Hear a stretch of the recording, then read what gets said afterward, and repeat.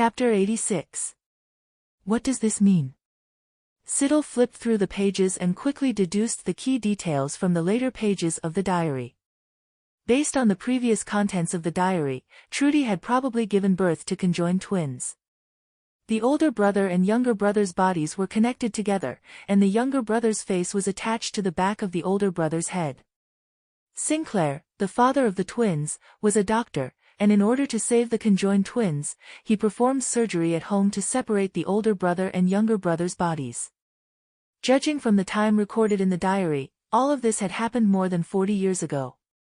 More than 10 years ago, although the people in this remote town were very honest, scientific knowledge was not widespread, nor was it open. After the father's surgery, the two brothers' bodies were separated. From then on, the older brother had an extra face on his head, while the younger brother had lost his face. A child with an incomplete face must be very scary. Back then, in this backward town, the couple Trudy and Sinclair received a lot of criticism. They were always under pressure and tried their best to raise their two children. Until the children reached school age. The scar on the elder brother's head was on the back of his head, covered by thick hair, so it did not affect the boy's life. But his younger brother had lost his face due to body separation surgery. His face was covered with cuts. Such a terrifying deformed appearance would naturally not be liked by the children and townspeople.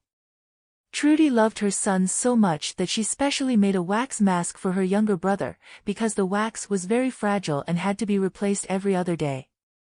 But Trudy loved her son very much, never lost patience, always used a gentle love to protect her younger brother.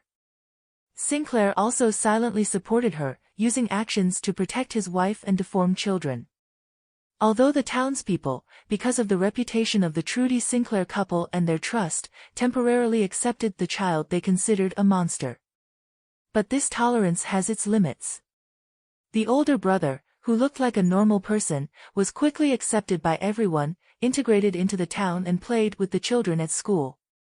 But the younger brother, who wore a wax mask all year round, was treated much worse. He was isolated and bullied at school. Even if he wore a mask, the children would tear it off. The naughty child pulled off his mask, scared by his scary face, and burst into tears, but he did not think it was his fault. The other children, teachers, and adults in the town also often sided with the naughty child, but they did not criticize the younger brother because they considered him a symbol of bad luck and did not want to interact with him. After enduring such violence many times, Trudy soon realized that her youngest son was being bullied at school. However, the town had a strong population, so she had no choice but to take her younger brother home to teach him. She also taught him to be a good person. Although he was bullied, I know he tried his best to get along with those kids. Looking at their hateful faces, I only felt helpless and heartbroken, but I couldn't let my son become that kind of person. Even though he was born in the sewer, he still has the right to see the sun. The mother wrote this in her diary. She had a strong mentality, and had received high-quality education for many years. After picking up her younger brother from public school, she never scolded or condemned him, but only sacrificed part of her time sculpting wax figures to teach her younger brother to study. However, the seemingly happy and harmonious days were shattered shortly after the younger brother dropped out of school. Strange things began to happen in town. At first, the cat died. The leader of the bullies had a cat and a dog at home. One night, the landlady woke up and accidentally looked out the window into the yard, discovering that the yard was covered in blood. The cat had its stomach cut open, half of its small intestines were pulled out, and it was struggling to crawl around the yard. Later, when the family checked on the cat, they discovered that its tongue had been pulled out. First, the perpetrator pulled out the cat's tongue, then brutally tortured and finally threw the dying cat back into the yard. Before the cat died, it dragged its painful body trying to crawl back to its owner's house. This was the first strange incident. Later, a child's ear was cut off. According to the boy, he and his friends went out to play, and while peeing by a small river, they were suddenly blindfolded. The boy thought his friend was joking with him, so he didn't pay attention. Unexpectedly, a knife cut off one of his ears. Of course, this child also had a grudge against his younger brother, or rather. That boy was one of the children who unilaterally bullied his younger brother. This was the second strange incident. After this incident happened, the people in the small town were in a panic, unable to sleep all day. The town was only that big, so they quickly discovered the common point between the family with the dead cat and the child with the cut ear. Their children had all bullied Trudy's deformed son. At this time, someone came to make trouble, wanting Trudy and her husband to give an explanation. They thought that it was Trudy's family's bad luck that caused everything. Trudy was furious, she felt insulted. For Trudy, criticizing her younger brother was a denial of her upbringing. She argued fiercely, saying that an 8 or 9-year-old child could not do such things. However, some people said it would be better if the child was burned. Fortunately, most people were still sane. Until the third strange incident happened. In town, a body disappeared like air. This body was the deceased father of the teacher who had taught the younger brother, the teacher who had favored the naughty child, who was supposed to be buried 3 days later but suddenly disappeared before the funeral. The empty coffin was placed in the middle of the road. The teacher carried the coffin to Trudy's house crying. No one knew where the body went, but people knew that the 3 strange incidents that happened in succession were all related to Trudy's family.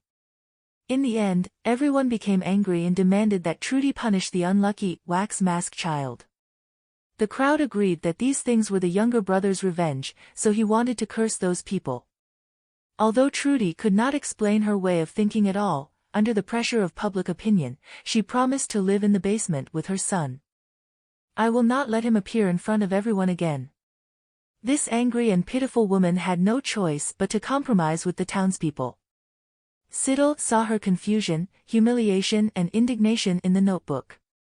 I told my son that I wanted to move to the basement and asked if he could come with me. I said that I was looking for inspiration for carving, and he was very obedient and agreed immediately. How could such a cute child be the unlucky thing they said? Even if no one believed me, I would always stand behind him, as would his father and brother.